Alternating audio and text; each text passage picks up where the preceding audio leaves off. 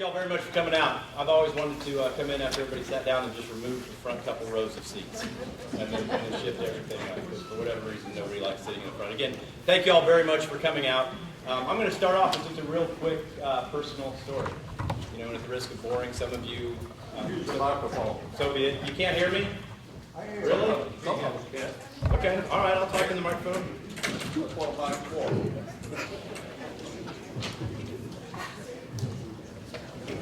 Is that better? You know, there's better. Okay, very good. I'm sorry. I thought I had a big enough voice. So, we good? All right. I just want to make sure you weren't running over. Last Monday was a very interesting day for me. I started in the middle of the day with an appointment with a cardiologist. And I was in his office, and after a fairly brief consult, he starts talking about imminent heart attack, you know, blockage, problems like that. So I said, okay, well, that's kind of blowing me away. But he said we're going to skip any kind of a stress test, and we're going to do an angiogram. Okay, when do we want to go in? He said, well, Wednesday morning I can get you in. I said, okay.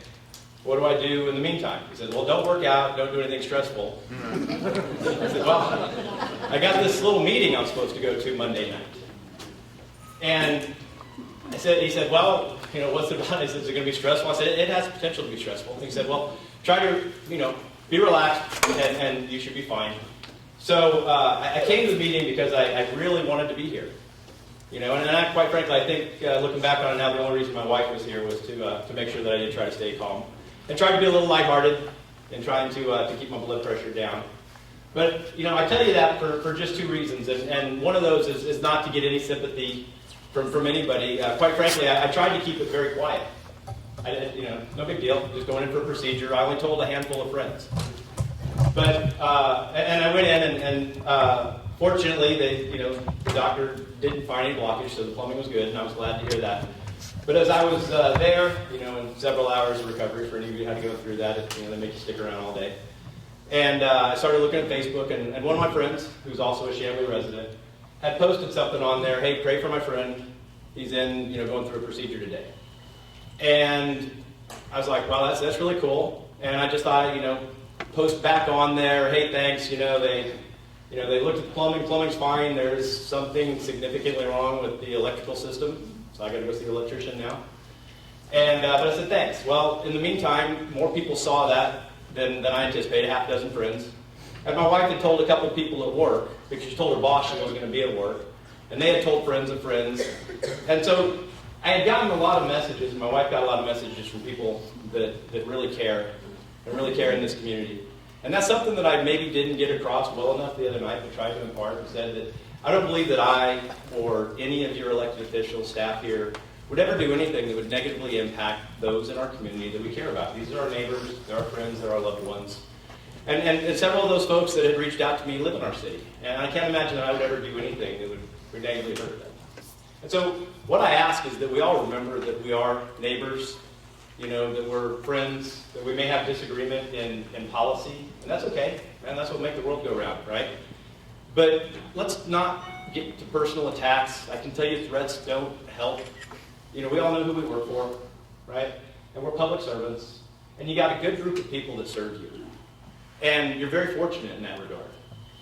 And I think that, we take the chance as a community of chasing away people that are serving, and other good people that just watch and go, man, I'm not putting myself up for that. So I hope that, this helps. My point in telling you all this was I hope to set the stage for something that can be a very constructive question and answer. We want to hear from everybody and what they have to say about this issue. And so I told you there were two reasons why. The other reason was that as I was laying there, one of the tests they did on me was a echogram, ultrasound. And I just want to let you all know, it may come as a surprise to many of you, but there is a heart in there. They actually had a heart. And I believe they'll fix it, which might come as a disappointment to some of you. So anyway, with that, again, I appreciate you listening to my very personal story. I debated whether or not I was going to tell y'all, but I think it's important to remember that we do have a lot of friends, family, loved ones that all reside within our community. So let's please try to keep it to the issues and not throw personal attacks. Thank you.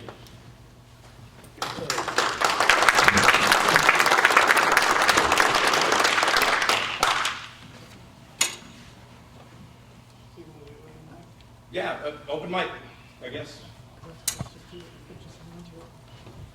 I don't mind going first. I think I represent a lot of the people here when I say, State your name. yeah, my name's Bob Crescent. I've lived in Chamblee my entire life, which is more than you used sitting up here. Chamblee has always been a very cool little community, and we like to keep it that. And doubling the size, moving outside the perimeter, moving outside 85, areas that no one ever considered in Chamblee, is ludicrous in my mind. And I know you were very eloquent about we're a great club, we want to join our club, and this is our opportunity to say, that's fine, but we're the club. We should get a say who joins us. You can't just join a club without having members want you to lead the club. And that's the problem. I mean, we don't really get a say, and it feels like, and I hope we prove this wrong, y'all all flip the board with this, regardless of what you're really doing. Because if you look next to a poll, which I know is scientific or official, it's 70% of the people that care enough to get on their law are against it. 20% don't know what's going on, and 10% are for it. So there's a number there. I mean, if that blows up to the rest of the population, then what do you think? Do you really care about this community? I mean, you seem to be trying to avoid the issue, I mean, let's take a little show of hands right here. Who's leaning towards it right now? Are y'all willing to fess up and say you're leaning towards it right now? I think that would be a very unfair question at this point because, again, all the information has not been brought in. Okay. I laid out some ideas the other day that I thought were very good reasons in my mind as to why something like this would be worth considering. And I've also said that we've done this twice. I see very good friends in this room that came to us and asked us if they could become part of our city. And when anybody asks me this question, I've got asked this question since 2006 or 5 when Dunwoody was looking to form and folks that lived up in the Murphy-Candler neighborhoods, and they said, come annex us. And I'm like, that's not what we do. You know, show that you want to be annexed, and it's been my experience that this city has been welcoming. So I think that it's an unfair question to ask this council right now exactly how they feel about it when, or any of us for that matter, when we don't have all the information. I don't think it's unfair at all. I mean, you have an opinion about it, obviously. I mean, are you seriously just waiting on, Mr. Johnson to come up with this fiscal report that you know is going to say, yes, it's fiscally okay to do? I haven't heard from everybody else here tonight. I mean, we've heard from folks, we need to hear from more folks. Okay. The other thing you need to look at is like in 5 years, if you're looking that far, which I don't know that maybe you are, I mean, the city could move to like the center could be on Buford Highway, which we know is a really lovely area. And you could take the defunct, empty North Lake Mall, that'd be a perfect location to do the fireworks shows. It makes more sense because more than half the city lives over there. I mean, you're talking about fundamentally changing this city, and I don't know that any of you have given it enough serious thought or have been here long enough to make it a big enough issue. It's a huge issue to me because I am a Generation X person who sits on my butt at home. I watch television. I don't get involved. Where am I? Speaking in front of a bunch of people, to all of you, about how passionate I am about this. And take it a step further, I mean, there's malfeasance that could go on here if you run into this. You go against what your city wants. It's 1,924 signatures that's required to get a recall. How hard is that to do? I mean, it's not a threat. It's just, y'all want to throw this at us. Well, our defense is, you. And if you're not going to do what the city wants, then we need to do it with it. And we could wait for an election, but, if you get the signatures, you don't have to wait for an election. It's as simple as that. Now, I could be wrong, and everybody here could be booing me and throwing me out the door, but I don't think a lot of people in this town want it. I think a lot of people outside of this town don't even want this. But I think out of respect to everybody else here tonight, we probably ought to limit the time. If you're not short, you can come back. works for me.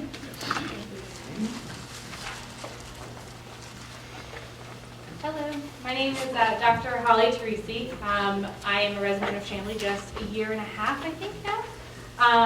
And my concern is something outside of financials and everything else, but more about the structure of our government and how we make sure that the residents who are in this room right now continue their level of representation that they currently have. Because by doubling the size, I doubt we're considering doubling the size of the council. which would mean that we would dilute some of the representation that we have. So I am concerned about how we would go about making sure that everyone continues to be represented.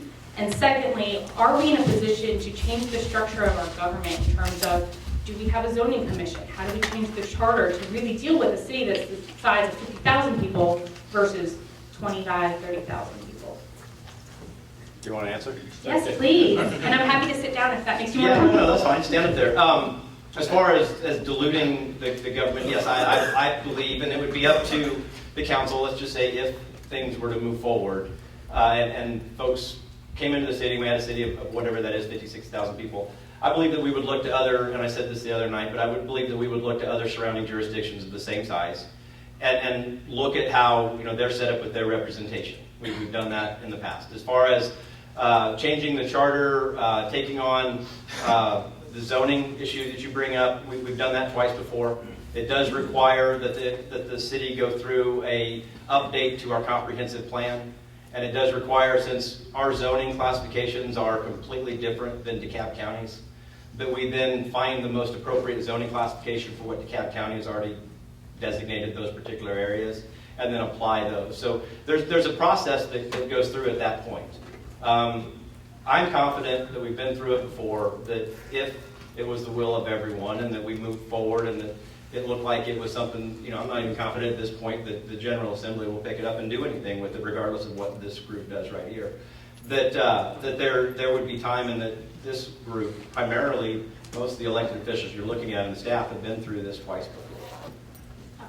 Can I hear from some of the council members who would actually have to go ahead and change the charter? Because it would be in your role, I think. How Dunwoodie's government is set up to where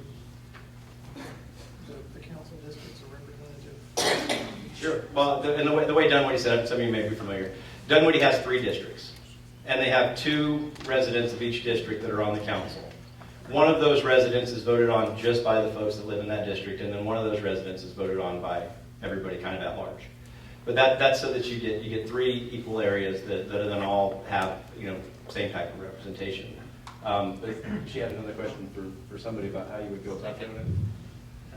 I think it's probably a little bit premature to discuss how it would actually be done. I mean, there would have to be a lot of thought put to that. But I think everyone here would agree that something inevitably would have to change. First and foremost, I think, at least in my opinion, you'd have to move away from at-large voting. So right now, as Mayor Clarkson described how Dunwoody works, in Chamblee, you vote for everyone regardless of where you live. If you want to keep true representation at a minimum, you'd have to have a district representative that was only voted for in that district so that they could really focus on formulating those ties within that area versus trying to establish ties to a larger audience for the whole city. It's just not feasible to reach 50 or 60,000 people. I don't think anyone up here would disagree that something would have to fundamentally change, but how that would change is yet to be decided or understood. I don't know that there's been that discussion yet. Thank you very much. Would anyone else like to take a stab at it? This is on or do? Hello? Hello? This is something that we've come up against, or we did come up against as far in the last annexation and in the last election. Because everybody in the city votes for every representative. And when we were small, that made plenty of sense. But since we have gone from 9,000 to 28,000, the numbers shift a little bit, it has become problematic. So I would say that even if we don't have another annexation in Dublin size, I would want to consider changing the way that we vote now. And that would take a charter change. And I'm sure Eric can correct me if I'm wrong, but at one time we had 5 districts, and we were down around 9,000 people, and then there was a couple of districts didn't even get people say they wanted to run. So they went to a 3 district system and 2 at large to make up for that because they had more people in the position. So it's not uncommon to change how the city's already done it a couple of times. Thank you. Great, thank you for being here. Good evening. Thank you very much for having this meeting. I have several.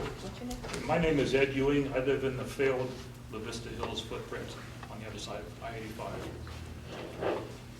I have just 3 issues that I'd like to raise with you. Can everybody hear him all right? No. Please speak in the microphone, please. My name is Ed Ewing. I live in the failed Vista Hills footprint. I would like to raise 3 issues. Is there anyone here who does not think it ironic that the same La Vista Hills gang that was sowing fears of annexation last year to justify their little city is heavily complicit in trying to instigate this very thing now? The second question, second point. We still Third- believe it's true. There's a certain logic here. When the La Vista Hills gang couldn't quite muster the votes to create their own little city, maybe they could come over and take over yours instead. Offering a little gift to some areas south of I-85 that they think could be fooled a second time. They might even want to change the name Chamblee to the Vista Hills. Third point, third issue. Without a strategic plan, any systematic gathering of data, or even a feasibility study, does anyone have any idea whether or not an annexation would benefit either the citizens of Chamblee or us neighbors to your south? Are these politicians just in it for themselves, with us left with the bill? Key question. Comments?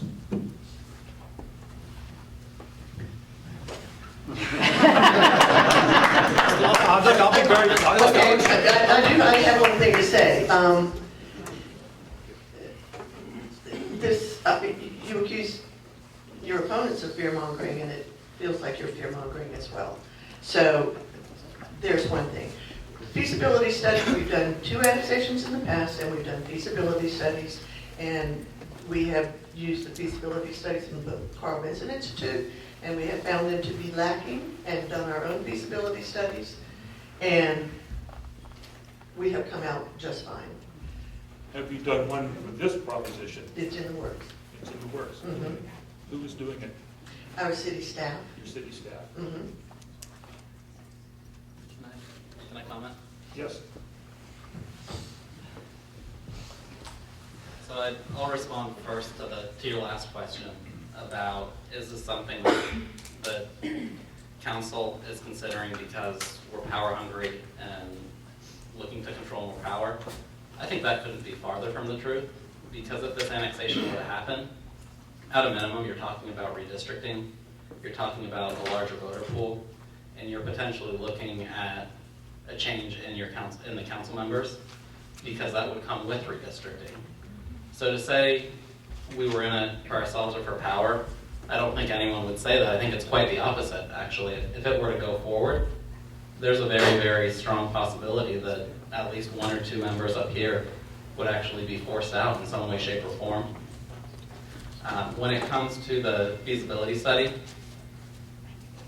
that is really what opens the door to conversation. If the numbers work, there's so many other factors to consider. That's step 1. And then it's talking about things like the service delivery model, the strategy, the plan, and how it all fits together. And then you get into some of the more qualitative aspects. What do our residents want? What does the area bring to the table that could benefit the city of Chamblee? What do people like you want? What do citizens of the potentially annexed area want? What are their desires? And none of that's happened yet. There's still so many unknowns out there. We don't have any more information than you do. So there's very, very little right now. So to formulate an opinion, we really can't. Because there's nothing that we have that gives us enough data to formulate an opinion at this point. So we're here to listen, we're here to understand, we're here to gather information just like you are. We're learning listening to everyone that comes up to the microphone tonight. And I think that's something that's very, very important to remember as you're sharing your thoughts with us. Thank you. When do you expect the feasibility study would be completed? Have an idea? No. Is it usually a period of weeks, months? He just said approximately 10 to 14 days. Oh, really? And I think my last question, unless something else comes up, is who initiated this idea of annexing the area on the other side of I-85 that was originally in the Vista Hills footprint? The first person that I heard of was Ben. with Shackelford, is that? And Shackelford, That's the first person that I heard First from. person I heard from was Steve Schultz. Schultz. so Steve then initiated the conversation. It wasn't your idea, it was their idea. That's the way we operate. Thank you.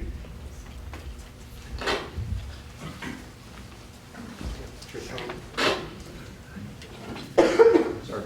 It's a It's a reporter. It's a reporter. Oh, leave it up here, I got important stuff to say. My name's Archie Baird, and I don't have a lot to say, but I do want to throw one thing out right now so that we can think about that during this meeting. And that is that with a combined city of 50 or 60,000 souls and a tax base appropriate to that number of people, and a geographic area that might swallow up several of the DeKalb County schools, we might be able to consider having our own school system like some of our neighbors in the surrounding municipal areas. That's a lot to chew on in and of itself, but not necessarily a bad thing. I'm not sure we're getting our best deal from DeKalb County schools, and for those who don't know, your school district eats up about 80% of your property taxes. Something to think about. Thank you. Thanks, sir. Hi, guys. Rand Barushi from Section Wood. I'd really like to ask a question of the audience. And I'd like to know who all here lives in Chamblee. Please raise your hands. How about we all stand up? That'll be fine. Let's see who we're representing. Okay, all right. Thank you. That's, it looks like a good percentage of the audience. Thank you. How many people here are in the La Vista Hills neighborhood? The original Go ahead and one? stand up, one, two. The original? Maybe 15 people. And it's on the a high- yes and no. We aren't really, but we were. I mean, we were forced into it. Are you talking about the original footprint or this new footprint? Yeah. We're only talking about The our last- annexation footprint. We're included in your annexation. That's what we're. Yes, but okay. we're not included. So we're mostly a Chamblee group here. Now, just for the heck of it, we know we haven't got the numbers yet. This is all about the numbers. It ain't gonna happen without it, right? It ain't gonna happen without it, is it? Is that true? Gotta have good numbers. I think numbers are the start of the conversation. I don't think- Well, and we're having a conversation without the numbers. And I'm wondering, who all here is for going ahead without the numbers? Anybody? We're having this discussion without the numbers. We've all been waiting on the numbers for well over a week now. And as far as the school system, get ready to go broke. I'd like to address one thing about that. You make a good point there. We have been waiting for numbers for over a week. And one of the things that I think is a darned if you do and darned if you don't thing. I hear from one set of people, we didn't hear enough at the very beginning. You needed to let us know exactly when you got that phone call that said, hey, will you consider this? And then I hear from others that you're going too fast, when in fact the staff has taken their time and trying to make sure they do the due diligence properly, and the council is 100% supportive of them doing that. And I hear from some others that go, why are you making such a big deal about this? You don't have any numbers yet. You don't have anything to tell us. Mr. Rushi just said, we're starting the conversation without numbers. Well, it's because we put it out there collectively between folks in the media, along with folks that were asking to be annexed, along with representatives from your city, along with your state representatives, put the information out there that this is being considered. So it's kind of challenging to say, which is it? We're putting the information out there, but it's not there, but we're having a discussion about it. The timing on this, and I've said all along, the timing on this is not ideal at all. There's nobody disagrees with that. Can I fill it? It's your meeting. So, Laura Kearns, so to that point, I think what got a lot of us, at least I can say me, a little nervous was because it started appearing on agendas. So can you clarify what is on the agenda for tonight then? Because I think that is for me personally, I'm not gonna speak for anybody else, that's what got me very amped up last week. I'm like, whoa, things are on agendas, what's going on? Are things being voted on? So that may help a little bit. That's a great question. And I'll say that when it's interesting. Again, it's one of those danged if you do, danged if you don't things.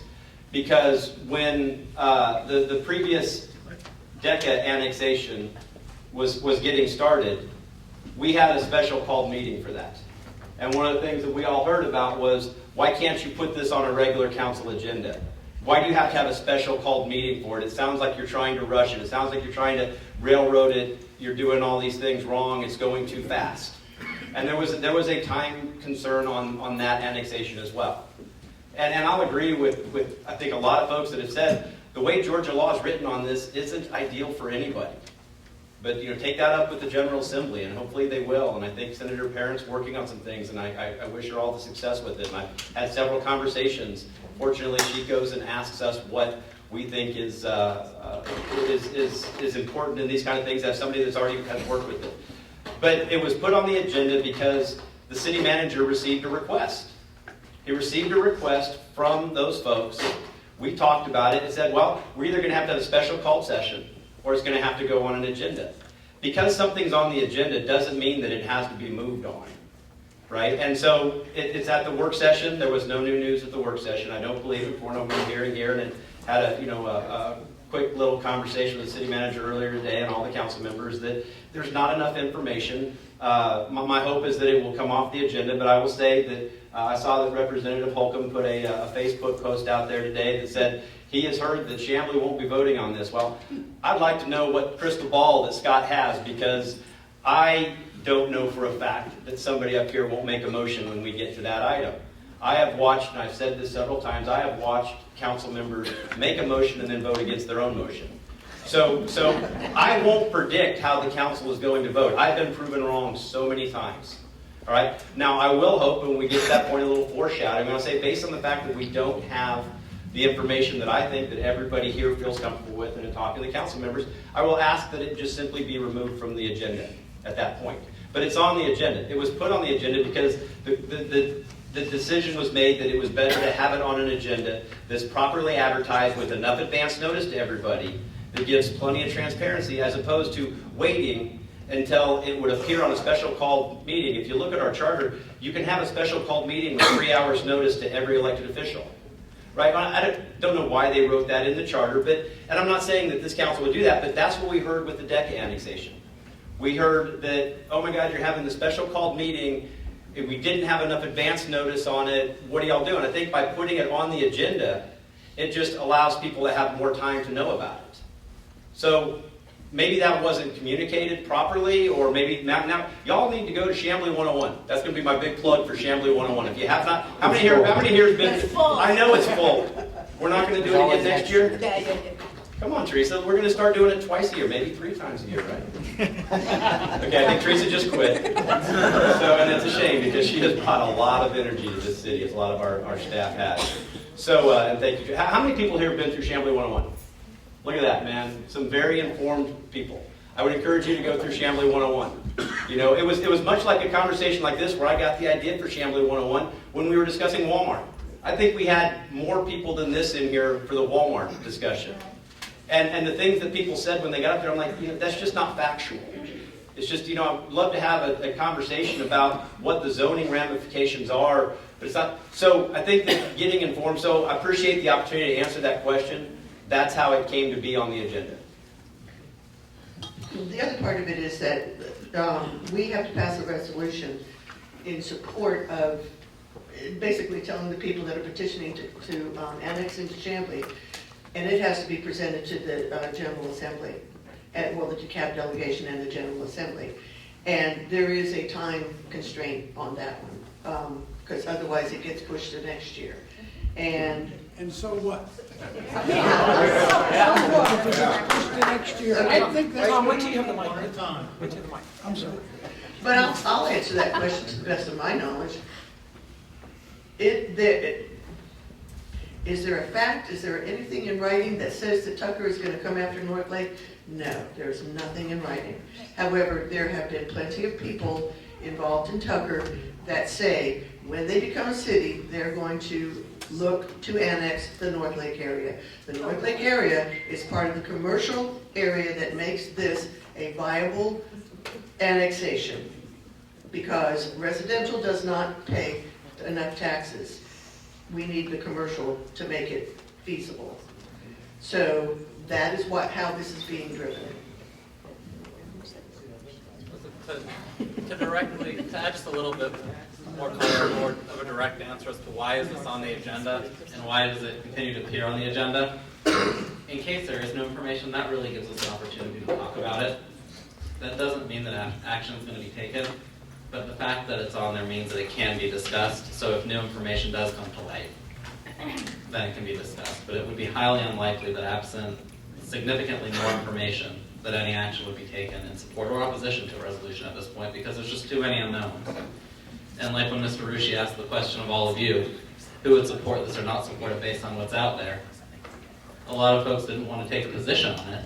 I didn't see a single hand go up in the room. And that's for the same reason that you're not hearing a position from anyone up here. There's simply too much we just don't know and don't understand at this point. You didn't ask that question. You didn't. Ask He it asked- now. Ask he asked it just- now. Ask it. he asked- No, he didn't. He asked, does anyone in the room support it? No, without the facts. Without the facts. There's a little And- aspect. Mr. Rushi, would you like to I'd restate your like to know question? of the Chamblee residents in this room. You- Yeah. Ask everybody. We don't have the numbers. Would you vote yes on this? No. Anybody would vote for it? Anybody? Not without the numbers. Nobody votes for it. So we don't have the numbers. So that was his point. And that was exactly the point I was trying to make, is that it's unfair to ask anyone here to take a position for the same reason, and that's why you're not hearing anything. We don't know what we don't know at this stage. So, Grant, go ahead. I actually talked to John about this earlier. Has anyone, reached out to our DeKalb delegation? I don't see any of them here. Sorry, has anyone reached out to the DeKalb delegation? I don't see any of them here tonight. The other question is regarding this accelerated process, because Tucker becomes a city in June, and then they're going to annex it, and we don't have a lot of time. Has there been any push to delay that in any way? I know there's been legislation in DeKalb to put a moratorium on annexations. Have you all reached out to DeKalb delegation and say, hey, this may be feasible, it may not be, we'd like more time? Is there any way we can talk about that and have that be resolved in the General Assembly rather than having to deal with it at the local level?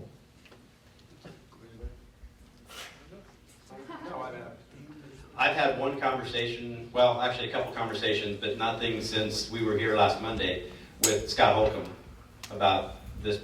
I know that the delegation, I think several of them are having a meeting next Thursday evening at Lakeside High School. So that's where I would. Is it this Thursday? Sorry, this Thursday evening at Lakeside High School. And so I would, I'd say that go ask them those questions. So because we're not legislators, I don't know. I have been told, but again, I've always found it very interesting that the General Assembly has some rules in the way they do things, and then as soon as you think you figured it out, you're probably not right. My hat's off to those folks that go down there and serve. I think it's a very hectic 40 days that they put up with, and I'm not sure of any movement to stop any type of annexations this legislative session. And as a follow-up to that, is it true that nothing that y'all say or do could influence the House or Senate if they decided they wanted to move forward with the annex anyway? It's my understanding they have okay, so the General Assembly is where we derive our authority from. So another little lesson, I guess, for those that I think most people probably know this, but counties and cities both get our authority to operate from the General Assembly, and the General Assembly can do whatever the General Assembly wants to do as long as it's constitutional. And if it's something to change the Constitution, then it comes to the voters to change the Constitution. But as long as it's constitutional, it fits within their rules, which I think that they have the authority even then to change their rules from time to time. They can do what they want. I think that as a courtesy, and what we've done in the past with the 2 previous annexations, where the council looked at it, talked with the neighbors, passed a resolution, said before, whereas and what for these reasons, and it makes sense, and we talked with them, and passed a resolution before the General Assembly took any action. Then beyond that, with both annexations, they went through, were approved. Prior to the governor's signature on both cases, I got a phone call from the governor's office prior to the governor signing the legislation, asking if y'all still good with this before, and were you good with this before? Did you have any? They go through and they have. I'm assuming, because again, I have not worked down there, but that they've got a list of stuff that they go through. And I've received 2 phone calls from the governor's office asking if we were still okay with moving forward with those annexations. So to answer your question, I don't believe that they would move forward, but yes, they have the authority to do so. Other than John, have any of y'all been in discussions with city or representatives? Yeah, but I think that there's no more clear information. I personally, I can't imagine them taking an action. I just can't imagine them taking an action without a resolution from this body. I've said a lot of that, the legislature, they just do things. Yeah, I think this has such a tremendous, not just a potential financial, but also an incredible emotional impact on people, that it would be crazy. I mean, it would be really irresponsible of them to do so, if you ask me. Thanks.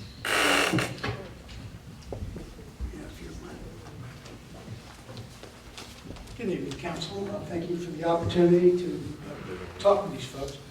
I think it's funny to see. State your name, please. I'm sorry. I know who it is. My name is Tom Heaps, and I'm a resident of Chamblee.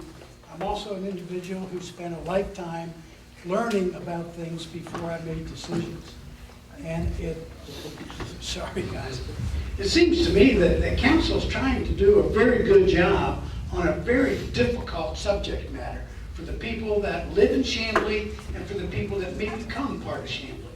But the one thing I hear in all the electronics that I'm reading about on Twitter and Facebook and next door neighbors and all these other compliments is nobody has any information, and yet we're getting squeezed into a time limit that we have to make a decision. Everybody that I listened to tonight said, no, we don't have the facts. No, we don't have the financial analysis. No, we don't know what this educational thing may be ultimately. No, we don't know this. No, we don't know that. No, we don't know the other thing. Now, you guys gone through 2 other annexations in your lifetime. One of them, you brought another 3,000 people into the community. How many weeks did you have to do that assessment? The second time you recently did your annexation, how many months did you have to do that analysis? And here you are being forced by what appears to me, from what Fran Miller told us last Monday night, you're being forced into taking action so it can go before the legislature before it closes in the next 32 days. For me, those are all the wrong reasons to even have this dialogue. So my real question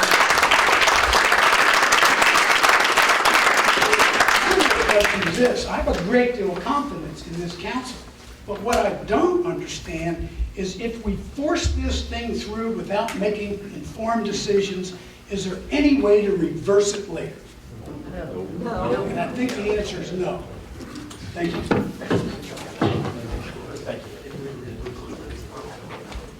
Thank you very much. I'd say a couple things to that, because you asked the question about timing on some of this stuff. And the first annexation where we took in Huntley Hills, Gainesboro, I'll call it et al. Up in that area, I think it was about 6,000 residents. And we were about 9,000 at the time. And that process started when the city of Dunwoody was looking to be formed. And there were discussions with the folks that lived in the rest of Sexton Woods neighborhoods that weren't currently in Chamblee, around and off Harts Mill Road, and then over into the, so kind of that arc area there. Originally, Chamblee was part of companion legislation that went along with the city of Dunwoody. The city of Dunwoody then dropped their effort because they read the tea leaves and it wasn't going to get through that legislative session. They came back the next year. The council made a decision at that time to not move forward with any annexation. The fiscal feasibility study, had said that Carl Vincent Institute had said there were 3 methodologies that they looked at. 2 of them said no, and 1 of them said, it's a break even. And then that was the methodology that they really hung their hat on and said that it was probably more correct than not. I heard from some very good people in this room right here that said, we want to come into your city. What do we do? And I said, well, talk to the council, because they took a pass on it when then Dunwoody moved forward and became a city. So then comes along a representative that draws a map that I called the Pac-Man map, and it looked like it was eating Chamblee. And I think some of the folks in those Huntley Hills and Gainsborough neighborhoods really got their attention. And I said, you need to talk to the council. They're the ones that took a pass on this annexation the last time. So they came in, and the CBI study was looked at, but primarily there was a more thorough study that was done with some, what I'll call, actual numbers that the city uses in doing our day-to-day service delivery that were put into the model, and it was done relatively quickly at that point. But it moved forward on a much better time frame. Then go forward to the, and that was because, again, Brookhaven was being discussed, and the map had drawn in all those areas. So then Brookhaven is becoming a city, and they've left out those areas south of the city that we refer to then as the Deccan neighborhoods, the Dresden East Civic Association and those neighborhoods. That was the one I referred to that had to have a special called meeting. That one went through probably about the same time frame as this, and it was with all of the same information of speculation that we're hearing here tonight, or during this annexation. It was about 12,000 people, and now we're sitting at somewhere around 14, 15, and we're talking about annexing 12, whatever that number was. And it was having to be done relatively quickly. And again, I said, I caught flack from people that came to a meeting that said, why are you having a special called meeting? You're doing this too quickly. You haven't had time to evaluate the numbers. And we said, well, it's our understanding that Brookhaven, their original map, had all of Century Center, the other half of the airport, Plaza Fiesta, and pretty much everything along Claremont, but left out all those neighborhoods. And I've said it time and time again, I was very proud of our city, proud of all of you, that this council and we all represent, proud of this group, that they said, we'll take it all in. We're not going to just try to cherry pick. But there was a time constraint because the belief was that Brookhaven would then annex those properties. Okay? But it happened on a very similar time frame. Granted, it was 12,000 people, not 35,000 people. That's not lost on me or anybody up here, I think, of the magnitude of the size that we're talking about. The fact that it goes across 85, the fact that some of it's outside the perimeter. All of those things are taken into consideration. Nobody's just looking at it and going, like I think Darren said, nobody's sitting up here thinking that this is going to somehow feather their nest or make them more powerful or become the king of DeKalb County. Quite frankly, I hope that we get rid of that position of king of DeKalb County. I hope that Scott's successful and we get that on a ballot and y'all vote to get rid of the CEO form of government. But regardless, all of that was taken into consideration, but we heard the same kind of things. So it was rushed in essence, but the council didn't make a decision in the vacuum. And after 2 years of having that area in the city, the numbers have shown that it is a viable annexation. So that's the process that we've gone through. It doesn't mean it has to happen that way again. And I also say that this council is doing the same due diligence that I've seen them do in the previous 2 annexations. Ben? My name is Van Pappas, longtime Huntley Hills resident. I want to first thank y'all for what y'all are doing, because I know it's not easy. The amount of phone calls and emails y'all are getting, my hat's off to you. Thank you for serving us. I do want to try to clarify, because I think a lot of us are confused about, from a timeline, what's going to happen next. And I don't mind that things are going quickly. I know stuff has to go quickly. But Leslie mentioned, that Tucker might take Northlake, and so we got to move quickly. And someone mentioned about 32 days left before the legislation, has to be proposed and all that.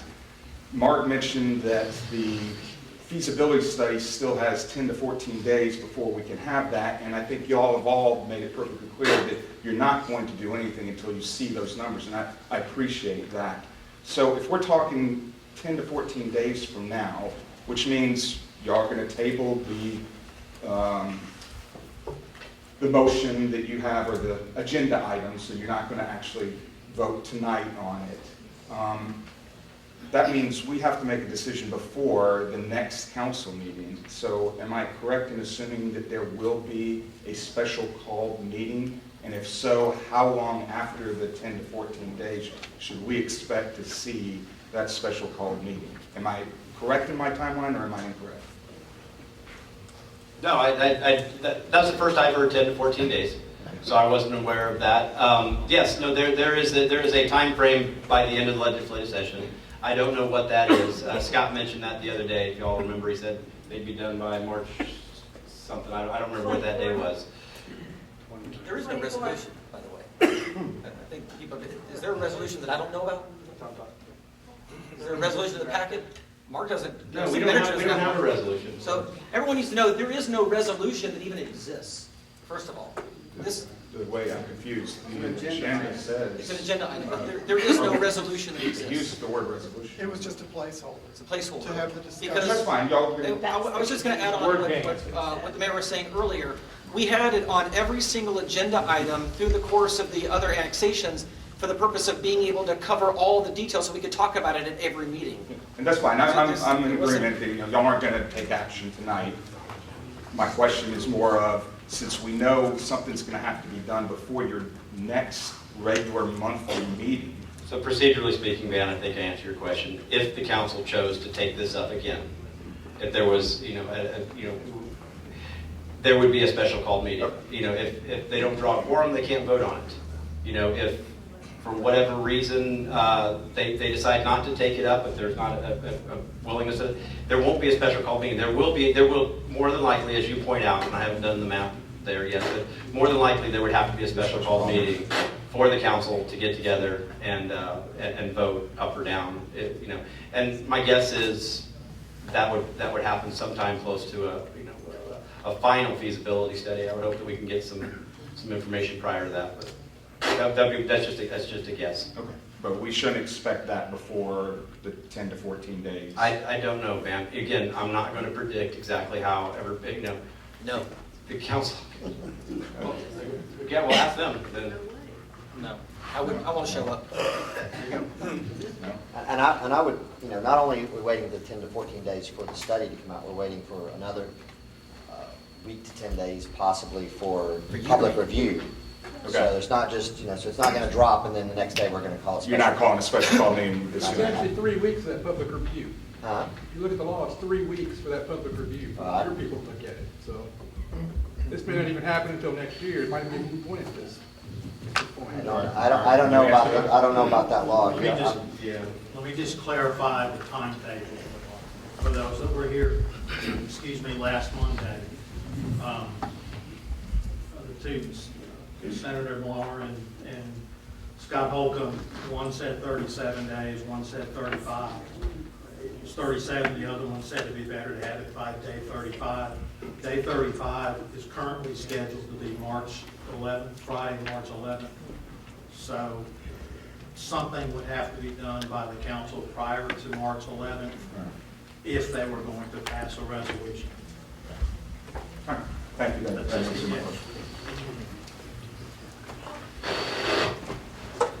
Hi.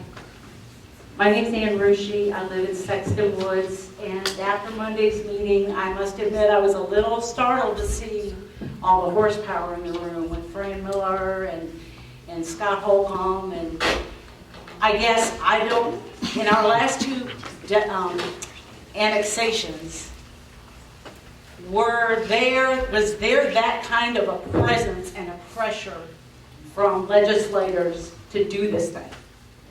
And my second question is, why do we care if Tucker takes North Lake there? Seriously, why?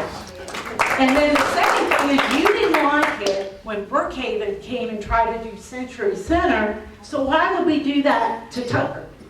Because they're like a 3-service city? That makes them less? I don't understand the motivations behind this. I really don't. I just think there's not your motivation specifically, but I think there's something bigger that we have to consider. And the people in La Vista Hills, they already voted. Tucker voted themselves a city.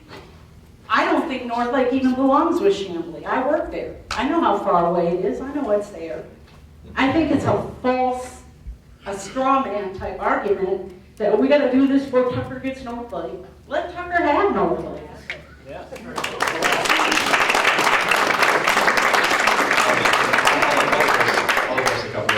would love to know the answer for real, because I think there's. What's that?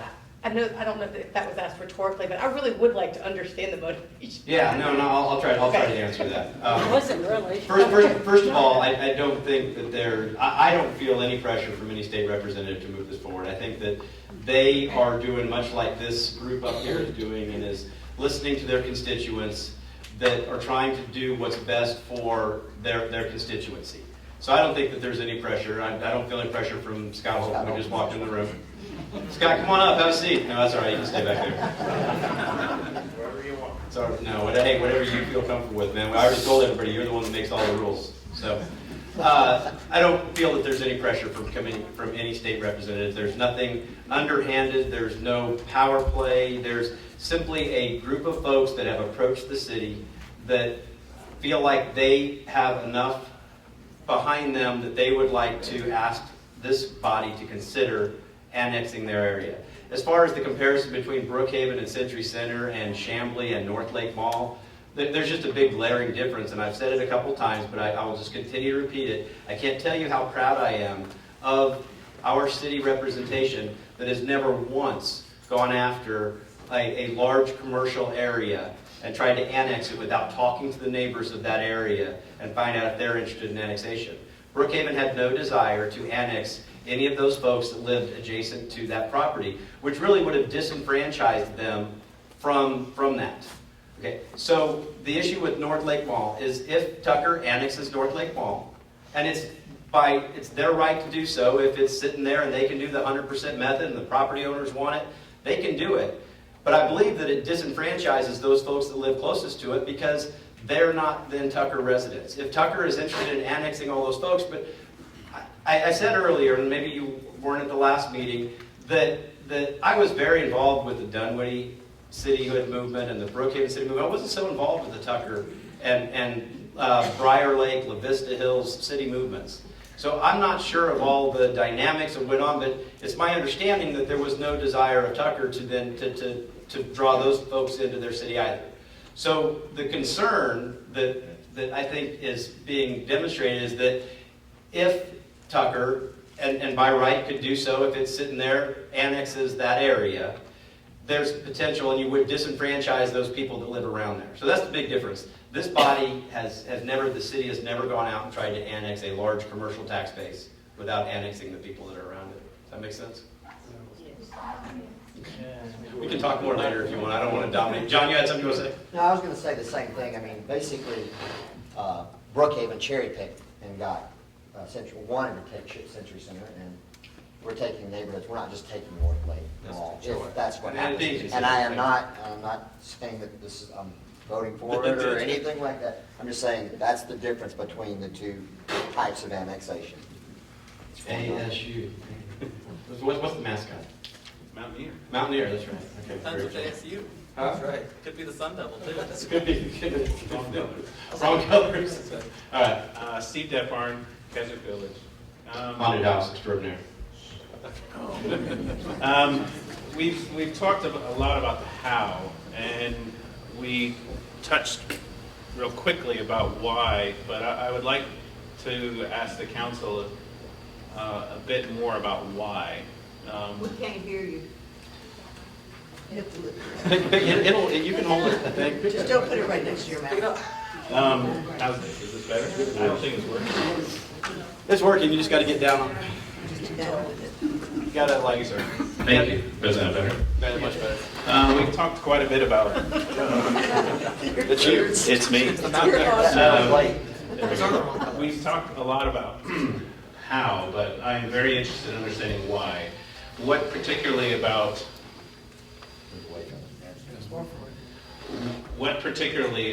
this request about annexation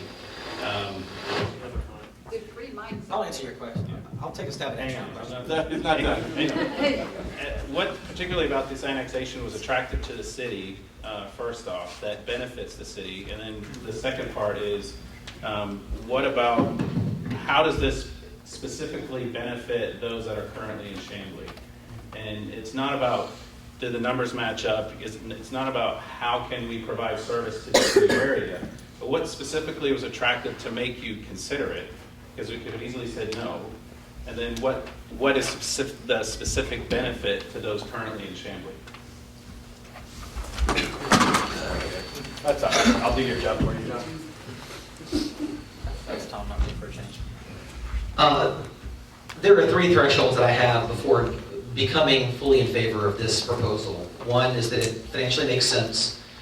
Two, that's good for Chamblee as a whole. And three, that it has the support of you people. That being said, the things that I think specifically that this does to benefit you as a Chamblee resident is probably most impactful indirectly would be the fact that the cost of our hard assets, the future of the development of a downtown center, all of those fixed cost efforts that we're all undertaking as a city would all be defrayed out over many more people, and therefore would be much less of a tax burden to all of us. That's kind of number one. Number two, and you're allowed to disagree with me. These are my own opinions. Number two, I think that we would benefit tremendously by having a greater sense of political strength, not just with the county, also in the metropolitan area and also in the state. That comes from getting attention for traffic calming measures on Claremont Road, to getting MARTA to give us some respect in developing our MARTA station, to allowing us to have some leeway on the billboard regulations that are onerous on Peachtree Boulevard. Political strength to me is a very hard to define, but wickedly, incredibly important aspect of this to me. I think that someone brought up, I think it was Art, the notion of a school system. That is not a leading reason for me to do that, to be in support of this effort.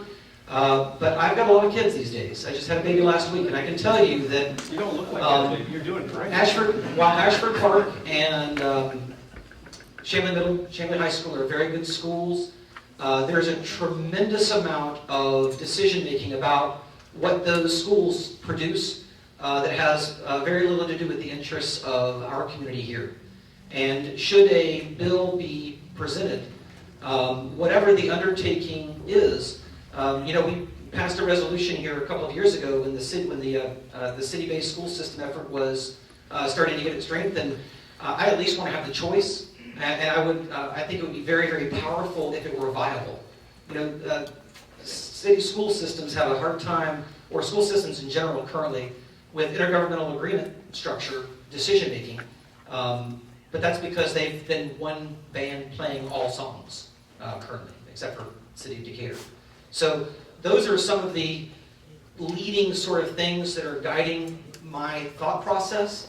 But I'll tell you, and I mean to tell this to everyone, that I will not even consider it unless it is financially viable, number one. Number two, that I think that it is incredibly beneficial to the growth of Chamblee. And I think one thing that you need to know that I'm not missing is that I have your support. And I mean your support with my decision, with my one vote out of 5. Can I ask you something, Tom? How are you going to garner whether or not you have the support? How do you know? Because, I mean, we're like... You have been on my Facebook page the last couple of days. Clearly. And I've been on DeKalb Strong's Facebook page all day yesterday. I'm trying to get a flavor from everybody. The most extreme opinions say a lot about the balance of those in the room. That much I've learned through my experience in being engaged at this level. I'm not sure that there's a phone call that I have not returned. I don't think that there's an email that I have not returned. I'm talking about not a single one.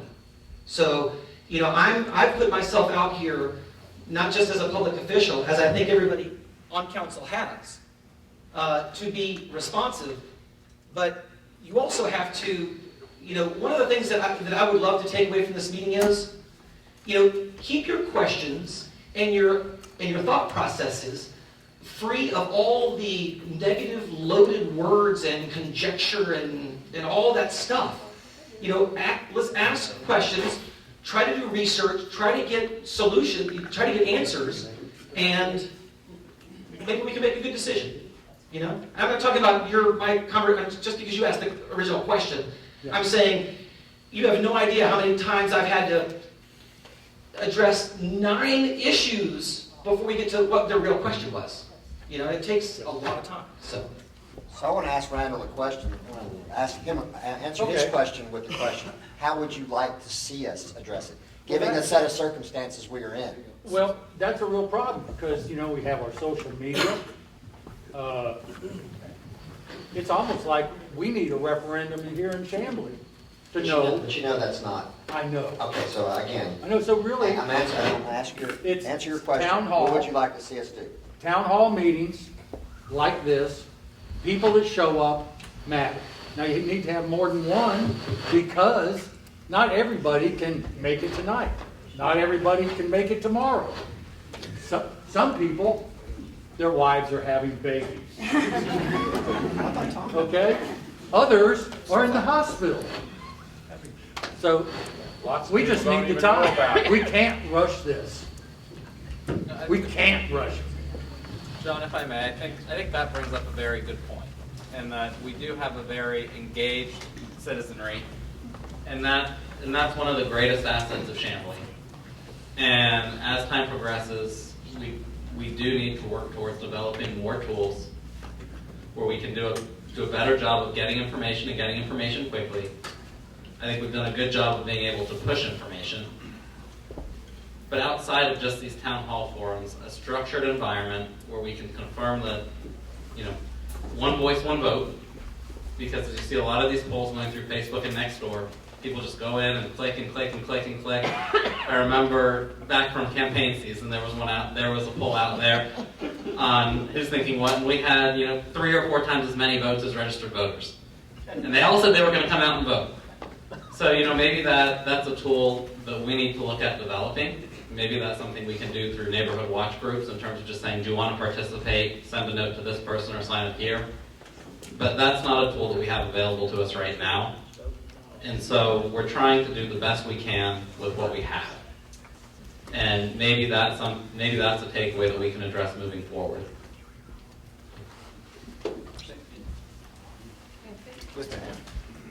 My name is Beth O'Neill. I grew up in Embry Hills, so basically I have had a Chamblee address for the past 40 years.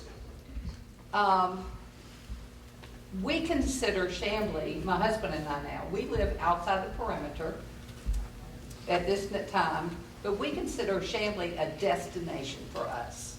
We come to y'all's concerts. We used to come here and do the antique stores before they left here. And it has always been a nice, comfortable, cozy place to visit and get away from it all. The amount of property that y'all are bringing in would remind me of going to Midtown, and we would cease to come here. To answer a couple of y'all's questions, the people in the Doraville zip code that are on the expressway outside of the perimeter abutting 85, they would rather be annexed into Doraville because they said it makes more sense. There are some people outside of 85, outside of 285 that are, I guess, in that little piece of Chamblee Tucker to Henderson Mill Road. I would say probably 50% of them would love to be anywhere, and 50% would love to be in Tucker. And to answer your question of what they want all of them. They want a police car in 5 minutes if something happens. So if y'all have got tons and tons of police that you can send in that area, that's what everyone says. The police don't respond with less than 15 to 20 minutes. I don't think that's a big deal, but they want a policeman there in 5 minutes. So if y'all can handle that, it ought to go fine. And the other answer to your question, Tucker does plan to annex all of those residents too, if they have an opportunity. Yeah.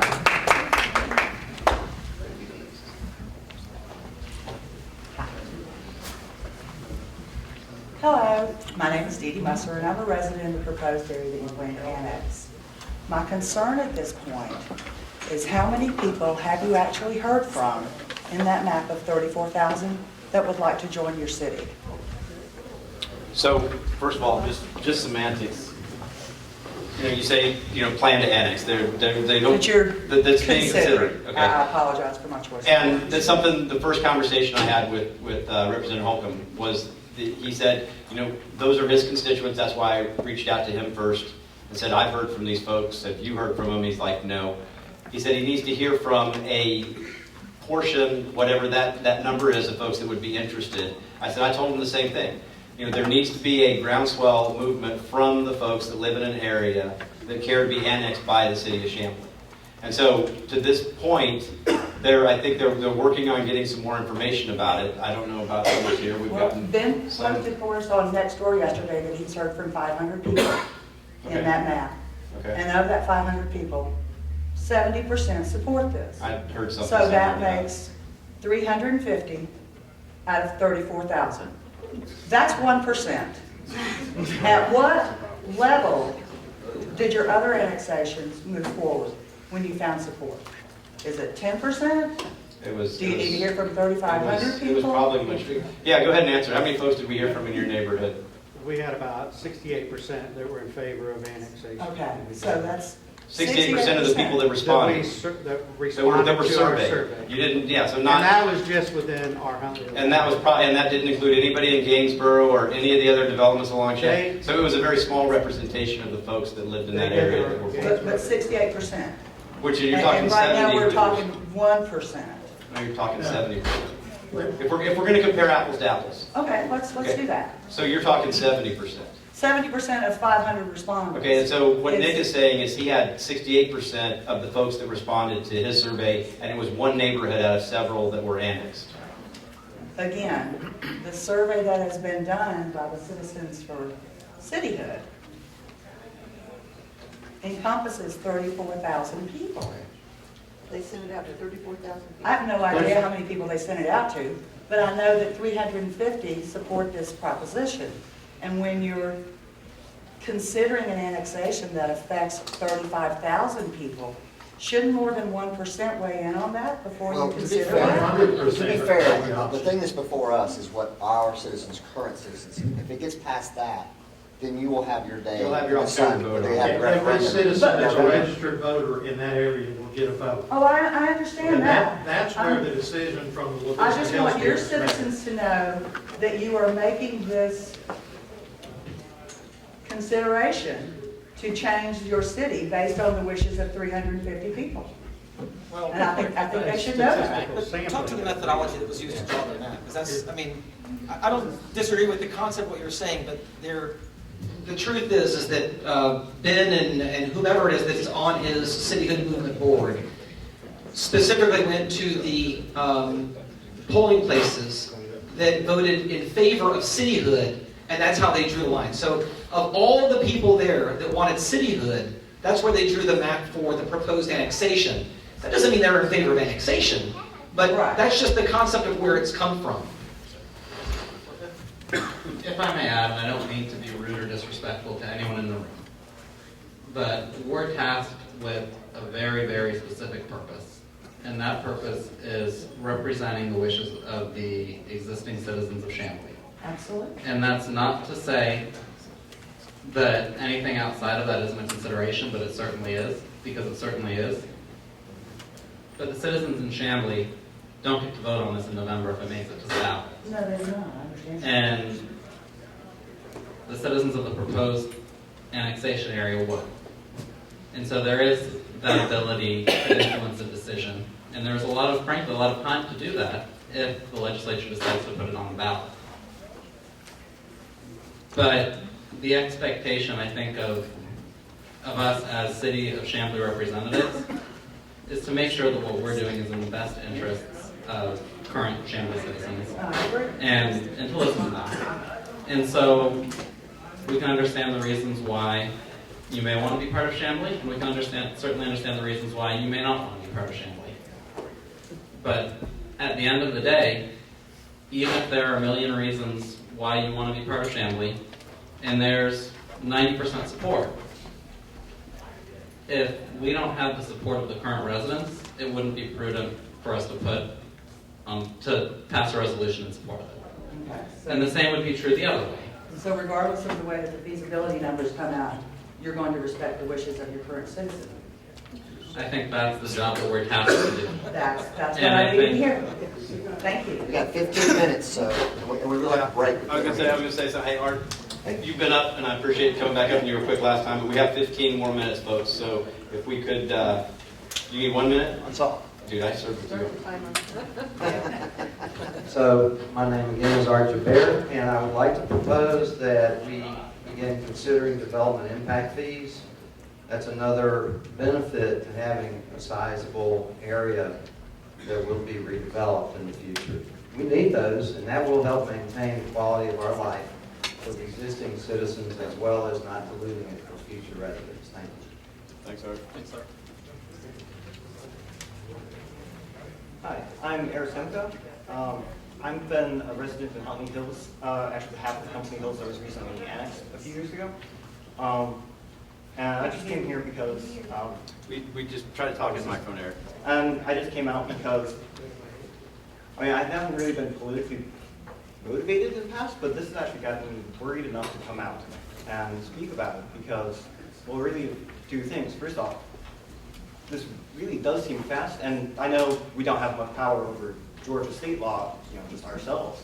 But the way I understand it is that a resolution on whether to annex Vista Hills would be basically our last say in it.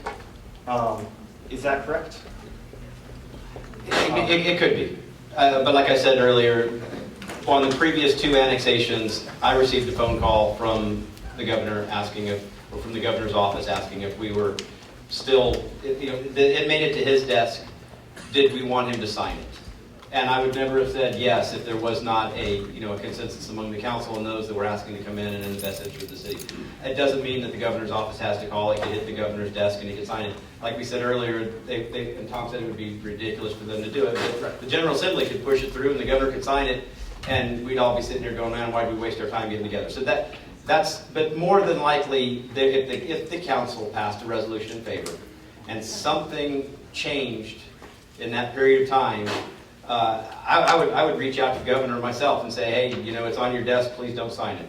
All right. But there's nothing, I learned a couple of years ago, I don't control what the governor signs and what the governor doesn't sign. Right. So yeah, that doesn't really allay my worry too much, but. Okay. The other thing is, because it's moving so fast, I haven't had time to look around and find out who's been working on it. But I know there's been the moving of the data that we do have, because it is preliminary, and what I've been able to find is $12 million short. And I'm not a city planner, I don't know if that's make-upable. I know that probably doesn't account for North Lake Mall, but I don't know how much of that 12 million is going to come back with once more real data is in. How does that happen as these things go? So the financial report has not been done, so whatever numbers it is. I mean, like I say, they're kind of preliminary. I don't know. I was pulling these off of I think previous preliminary. studies about Vista Hills. I think it's fair to say, just in general, the financial numbers on this proposal are not known. I think anyone that would be suggesting that there are numbers would be very foolish at this time. Right. The numbers may not be known, but That's what you're people asking have feelings. You're I asking think about- everybody in this room has a feeling about how it might go, even if you're not prepared to vote yes or no. I understand. You asked about a $12 million. We're not talking about feelings here. We're talking about your suggestion that how is a $12 million shortfall going to be made up? And I'm saying a $12 million shortfall doesn't exist yet. It could. We don't know it exists. That's right, we don't. Well, Let me that's ask different from Folks, if I may interject for just a moment, I think you've got a very engaged council and a council who has shown that they're willing to get out there and stick their necks out and listen. I imagine this won't be the last town hall. I imagine that we'll continue to listen once numbers are out. I think even once numbers are out, we're going to review those numbers, review the assumptions, and perform some sensitivity analysis on it, because we are using things like the tax that I just provided by DeKalb County. And what happens if we go into the same situation that we had from 2007 to 2011? Would it still be feasible with a 20 or 30% haircut in property values? We need to look at a lot of different things. It's not just one factor in isolation. But I think if there's one thing you can count on, it's that we're going to continue to listen as more information comes available, so that we can make a prudent and responsible decision that's in the best interest of our constituents.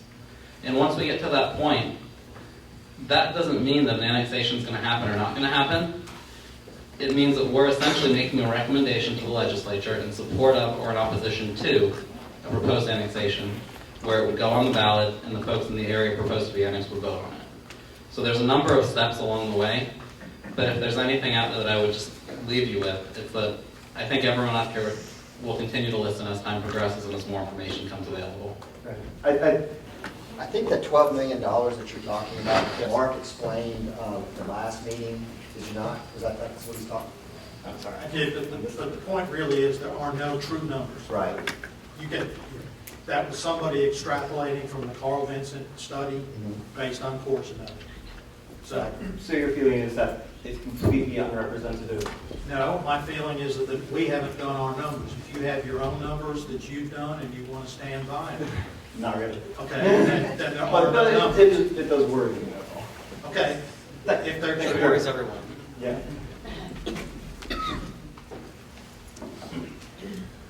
Guys, we got about 10 minutes. We got to start a council meeting. I'll only take 8 now. Okay. Can you hear me? Everyone hear me now. My name is Dan Shoustall. I live in the proposed annexation area. I'm here, I guess, under the gun, in not a very friendly room, to ask you to look at me as a person who just wants the same things that you have, which was local representation, better services, things like that. It looks like sometimes we feel like we're the enemy, feel like we're trying to invade, and that's not what I do. I try to get involved in my community. I clean the streets that I live on, personally, because nobody will do that. So I'm just asking for you guys to look at us as someone that wants what all these good citizens have in local representation.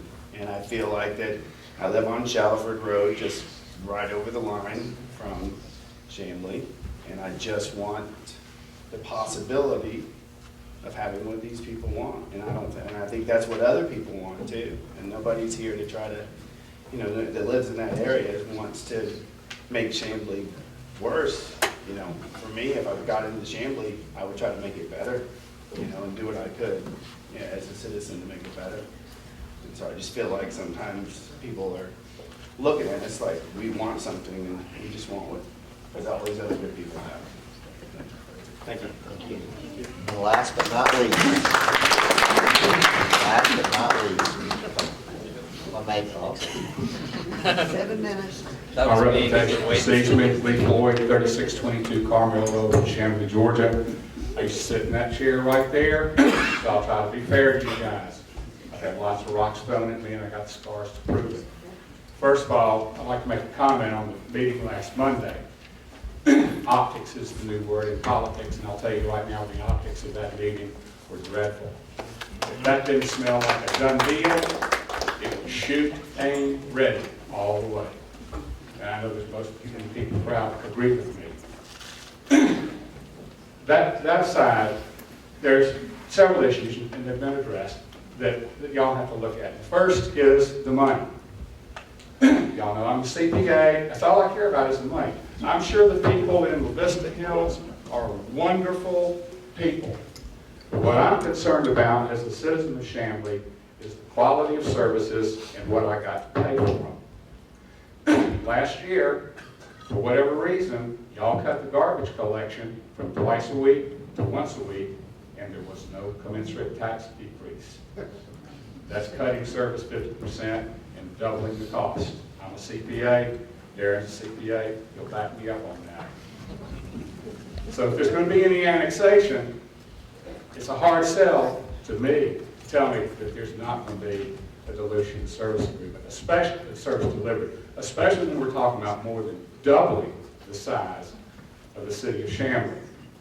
And my final point, there was mention of political clout. Here's my observation on that. A few years ago, I had a 1/7,000th say in what happens in the city. Today, I have a 1/23,000th say in what happens in the city. If this annexation goes forward, I'll have a 1/64,000th say of what goes on in the city. And the people who will be the majority of the residents of the city will be people who do not live in Chamblee today. That is my primary concern. My political clout would be diminished further. Thank you.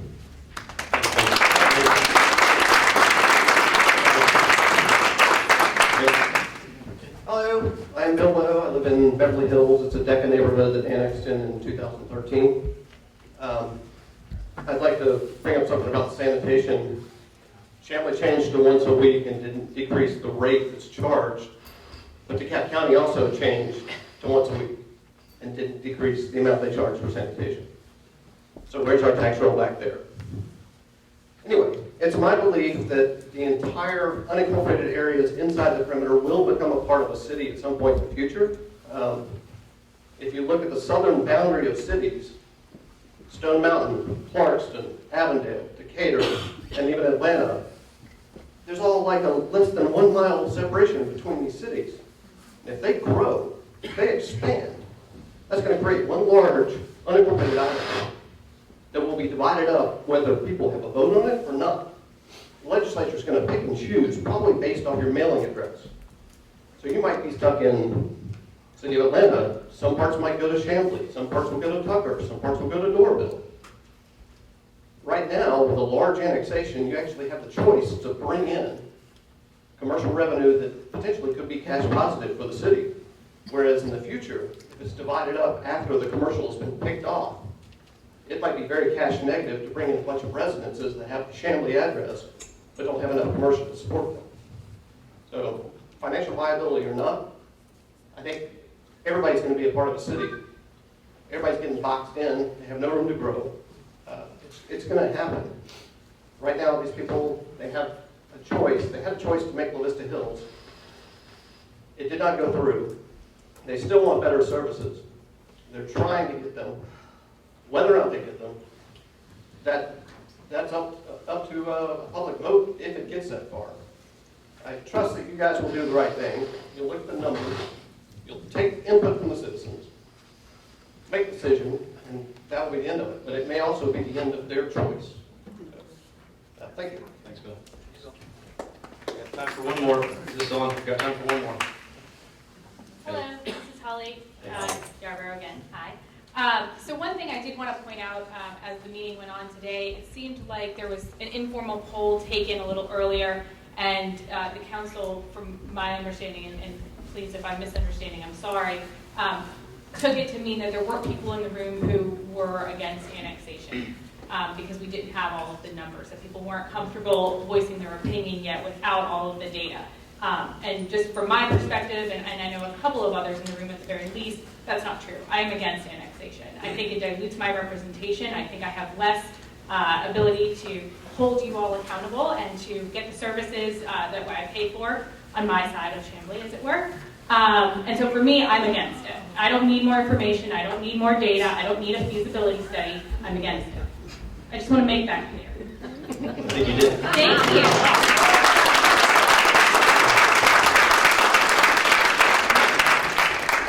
Address one issue, and we got a couple minutes, and I'll pass the microphone around. First of all, thank you all very much again for coming out. And again, we know this is a challenging issue. Again, I will applaud your city council, your representation up here, and your staff for doing the right thing, for taking the time, for being deliberative about this, given the fact that a lot of different factors have been put on them outside of their control. Lee, I want to address, and somebody else brought up, Bill brought up the sanitation. One of the things too, and it kind of ties into your elected representation. Sometimes I think people forget, and I don't know why you forget, that your elected representation live in your city, they live in your neighborhood. I keep trying to impress upon you that. I've told folks that I've got my cell phone, I've got to sit on my lap because I'm trying to look at the time. But we're very accessible. We live. The decisions that this council makes all the time are based on what do we want for our families, for our friends, for our neighbors. I can tell you through the recession, the Independence Day fireworks show was on the chopping block, and we were cutting bottles of water out of the break room and coffee and finding any way, and the fireworks show came up, and it was like, oh no. That's something that, to go talk to your friends, they're willing. We raised taxes some, we never laid anybody off, we didn't diminish services, and folks were in favor of that. When it comes to sanitation, it was going to go to once a week. I've got a family of 5, 2 teenage girls and an 11-year-old boy that go through a lot of stuff. Once a week, I took my trash out today. Every bit of my trash for a week fit in one 10-gallon bag of trash. All right?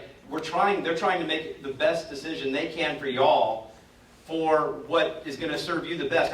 I want to know, where else can you go out and drag all your junk to the street, just about anything you want. I cleaned out my basement, because I've lived in there 12 years. Cleaned out, drag it all to the street, have a truck come by and suck up your leaves, pick up your branches. You don't have to put them in a certain size bundle. We jokingly said you could drag a dead body out there and they would probably haul away. Where can you get that kind of service for, what is it, $265, $270 a year? I mean, oh my God, I wish that we could provide all of our services at that kind of a cost. And quite frankly, it was something that we kept looking at and going, we can't support that any longer. But quite frankly, it doesn't need to be picked up twice a week. I disagree. Okay, thanks. Can I add the numbers to it, just to show that the financial? Let's go. We gotta go, Mark. The point is, and if anybody wants to say anything, your council does a great job of taking into consideration everything that comes before them and how it will affect all of us. So again, I applaud all of them for the hard work they do. Does anybody want to say anything else? I just want to say thank you to everyone for coming out tonight and spending time with us, sharing your thoughts, listening, being patient. I also want to thank our state representatives who have shown up not only at every town hall we've had, I'm sure on both sides here in Alta Vista Hills, but also the council meetings where it might be discussed. I think, if nothing else, that shows that they really want to listen and do the right thing. So thank you for spending the time, and we're looking forward to gathering more information, sharing more information, and continuing to listen. I just want to thank everyone for coming out. This has been a experience that I've witnessed that has really brought a lot of people out of the woodwork that I've never met before. A lot of people that are concerned about our city that I've never heard from before. I appreciate deeply, as I think everyone up here does, the feelings that each of us has and holds for what is not only the character and the definition of what Chamblee currently is, but where Chamblee is going to inevitably go in the future. We don't have much control over growth in so many ways, shapes, or whatever. But in closing, I just want to say my email address on the city's website does work. It comes to my phone. So you now know that if I'm not responding, I am avoiding you, which won't happen. So the reality is that I am very interested in what you have to say. I don't have a decision made up on how I'm going to vote in the event that this ever even does become a matter that I vote on. And I hope that you trust that everyone here has, in my opinion, that the same focus on doing what's right by you and for you in our role as being elected officials. Anybody else? Scott, did you want to say anything? Sure, please. This? Yeah, no, yeah, or turn around and address your constituents. Nope, I think that's the press. Oh, you want to grab that one. Grab this one. Sneaky. Thank you, and I'll be brief. Thank you, Mayor Clarkson and members of the City Council. I represent part of Chamblee. There are other representatives as well. There's Representative Tom Taylor, there's Representative Taylor Bennett, there's Representative Mary Margaret Oliver. So it's not just me. There are other people who are involved in this conversation.